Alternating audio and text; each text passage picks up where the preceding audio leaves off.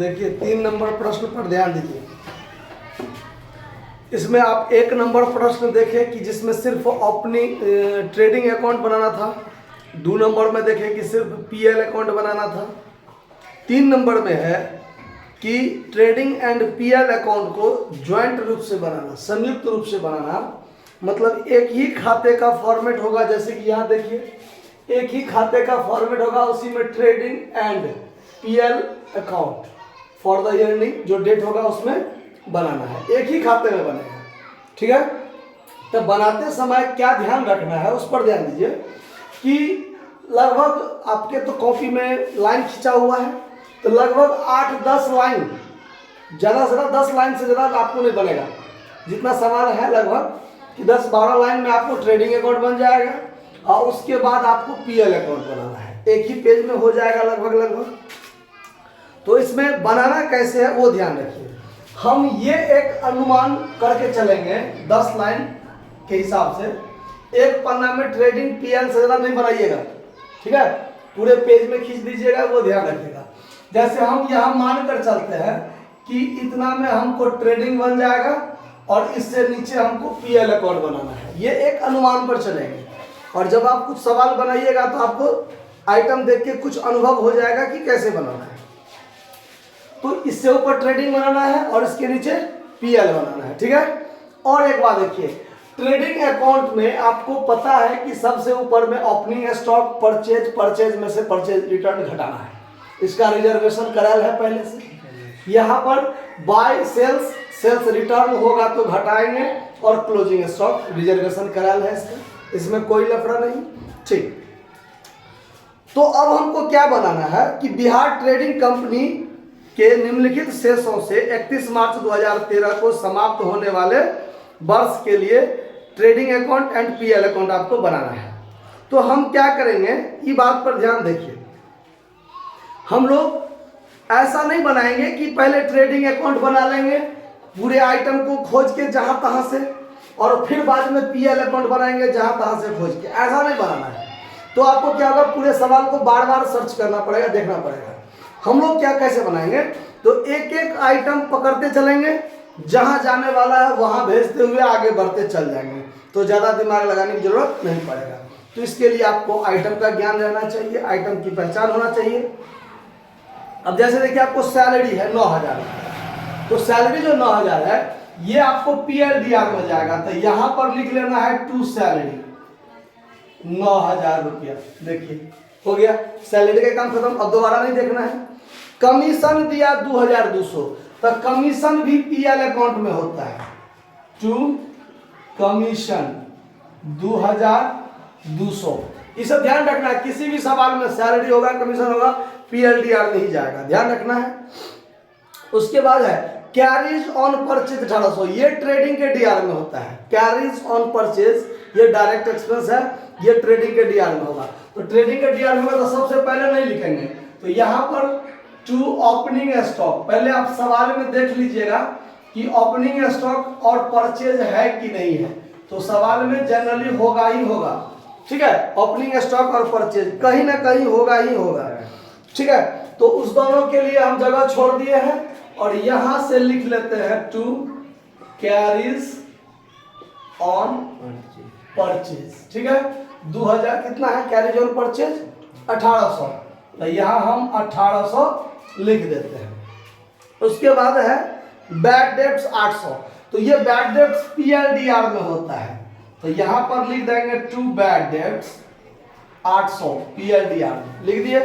उसके बाद है आपको जनरल एक्सपेंस, तो जनरल एक्सपेंस होता है पीएलडीआर में जाने वाला एक्सपेंस, तो यहां पर लिखेंगे टू जनरल एक्सपेंस। कितना है जनरल एक्सपेंस आपको 4,000, जनरल एक्सपेंस है आपको 4,000। उसके बाद है टैक्स एंड इंश्योरेंस 2,000, तो ये भी पीएलडीआर में जाएगा, to tax and insurance, tax and insurance 2,000 रुपया, ये भी पीएलडीआर में जाएगा। उसके बाद है वेजेज 1,000, ये डायरेक्ट एक्सपेंस है, वेजेज जो ट्रेडिंग अकाउंट के डीआर साइड में जाएगा, तो टू वेजेज, कितना है वेजेज 1,000 रुपया, यहाँ चला जाएगा, ठीक है। उसके बाद ओपनिंग स्टॉक देखिए 22,000 मिल गया ना, तो ये ओपनिंग स्टॉक ट्रेडिंग के डीआर साइड में यहाँ पर 22,000 लिख देंगे, मिल गया। उसके बाद ओपनिंग स्टॉक बाद है परचेज। परचेज कितना है देख लीजिए, परचेज है 1,10,000। अब परचेज में से परचेज रिटर्न भी घटता है, तो वो कहीं है कि नहीं है वो भी देख लीजिए। तो परचेज रिटर्न कहीं नहीं है, तो अगर परचेज रिटर्न नहीं है तो अमाउंट डायरेक्ट 1,10,000 अमाउंट में लिख देंगे। लेकिन यदि परचेज रिटर्न रहता, यदि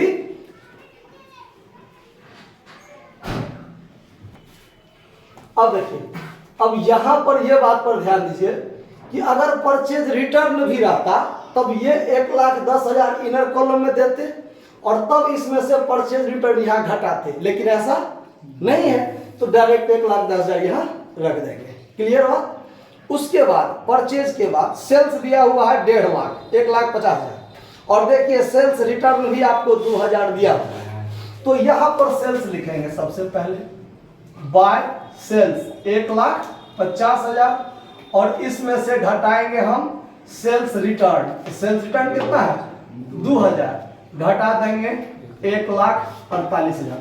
क्लियर है बात, इसमें कोई दिक्कत। उसके बाद आगे का आइटम पर देखिए, उसके बाद है डिस्काउंट। तो डिस्काउंट जो 1,600 है, तो यहाँ पर डिस्काउंट दो तरीका का हो सकता है, डिस्काउंट ऑन परचेज। तो डिस्काउंट ऑन परचेज हमारे लिए आमदनी हो जाता है, तब वो पीएल के क्रेडिट में होता है।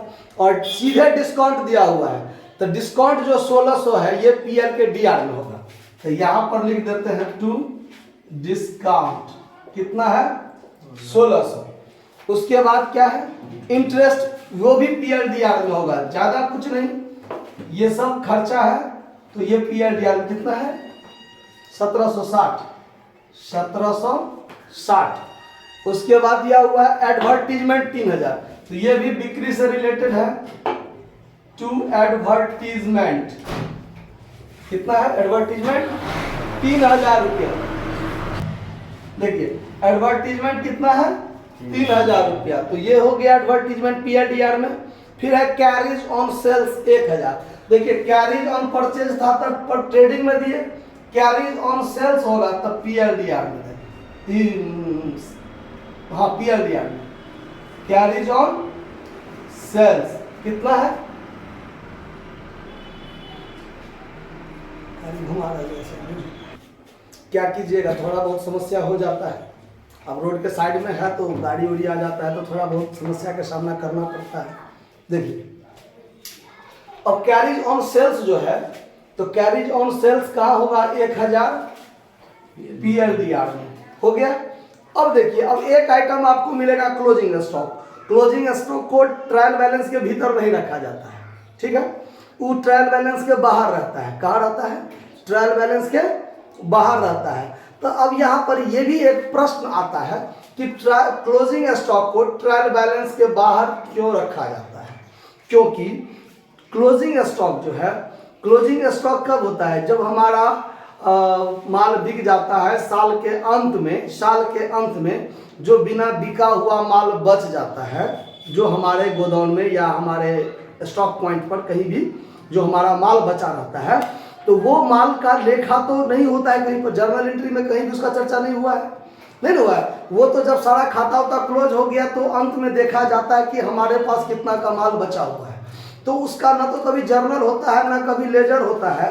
जर्नल लेजर नहीं होता है तो ट्रायल बैलेंस में कहाँ से आएगा, क्योंकि जर्नल का जब हम एकत्रीकरण करते हैं, एकत्र लिखते हैं खाता में, और उसका जो शेष आता है वो शेष जाता है ट्रायल बैलेंस में।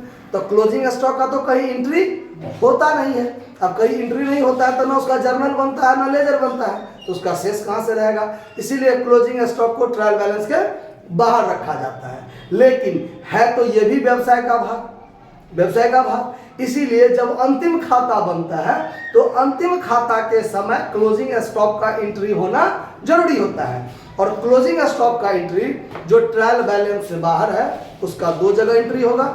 एक जगह कहाँ होगा तो ट्रेडिंग अकाउंट के क्रेडिट साइड में, ट्रेडिंग अकाउंट के क्रेडिट साइड में, क्योंकि उसके लिए एंट्री बनाया जाता है। क्लोजिंग स्टॉक जो हमारा संपत्ति के रूप में है, तो closing stock account DR to trading account, आया बात समझ में? तो इसीलिए उसको ट्रेडिंग अकाउंट के क्रेडिट साइड में बाय क्लोजिंग स्टॉक लिखा जाता है, जो फाइनल एंट्री बनाने के क्रम में। इससे पहले उसका कोई जर्नल लेजर नहीं होता है, इसीलिए उसको ट्रायल बैलेंस के भीतर नहीं रखा जाता है। ठीक है, तो यहां पर आपको हो जाएगा बाय क्लोजिंग स्टॉक। तो बाय क्लोजिंग स्टॉक कितना है यहाँ देखिए 20,060। कभी कभी आपको क्या होगा ये बात ध्यान रखना है कि क्लोजिंग स्टॉक का दो वैल्यू दिया होगा, एक दिया होगा आपको मार्केट वैल्यू, एगो दिया होगा कॉस्ट वैल्यू। ठीक है, तो जो दोनों में कम होगा उसी का चर्चा यहाँ करेंगे, इसलिए कि जो कम होगा तो हमारा कम लाभ होगा। अगर यहाँ ज्यादा दिखाएंगे तो ज्यादा लाभ हो जाएगा, कम दिखाएंगे तो कम लाभ होगा, और ज्यादा लाभ होगा तो ज्यादा टैक्स देना पड़ सकता है, हो सकता है आने वाले समय में। इसलिए हम कम ही, जो है वो तो है ही मेरा, लेकिन जो उसका वास्तविक दाम है जो कम है दोनों में, वही यहाँ पर हम लोग चर्चा करेंगे। तो आपका जितना आइटम था इसमें सारा का सारा आइटम तो हमने पुट कर दिया। अब क्या करेंगे तो दोनों का फाइनल काम देखिए। अब यहाँ पर जोड़ घटाव करेंगे, तो दोनों साइड में से कौन सा साइड ज्यादा है? तो क्रेडिट साइड ज्यादा है, तो 1,48,20 1,68,060 ये हो गया। तो यहाँ भी 1,68,060 देंगे, और इसमें से इस सब को घटाएंगे, घटाने पर जो होगा वो हमारा हो जाएगा ग्रॉस प्रॉफिट CD, और यही ग्रॉस प्रॉफिट को यहाँ से खींच के यहाँ भेजा जाता है। ध्यान रखिएगा बात, यही ग्रॉस प्रॉफिट यहाँ आ जाएगा। तो ये सिर्फ पहचान के लिए दिए हैं, इसका काम नहीं है। यहाँ हो जाएगा बाय ग्रॉस प्रॉफिट। तो ये बाय कितना हुआ घटा के 33,260 ये हो गया आपका क्या ग्रॉस प्रॉफिट। इसी ग्रॉस प्रॉफिट को यहाँ लिखेंगे तो 33,260 लिखेंगे। अब यहाँ पर जोड़ घटाव करेंगे। देखिए ये जो मेरा प्रॉफिट हुआ कि जब मेरा वस्तु बन गया, ऑफिस से रिलेटेड कोई खर्चा नहीं हुआ, तो अगर हमारा माल बिक जाए तो इतना प्रॉफिट, इतना में बिका तो ठीक है। लेकिन इस खर्चा में से और तो हमारा बहुत सारा खर्चा है, तो ये सारा खर्चा जब घटाएंगे तब जो बचेगा वो हमारा नेट प्रॉफिट होगा। तो 33,260 और इसमें से इस सब को घटा दीजिए, जो बच जाएगा वो हमारा नेट प्रॉफिट हो जाएगा 7,900, जो आपका आंसर भी होगा 7,900। तो ये सवाल आपका बनकर तैयार है, आप इसको नोट कर लीजिए। धन्यवाद।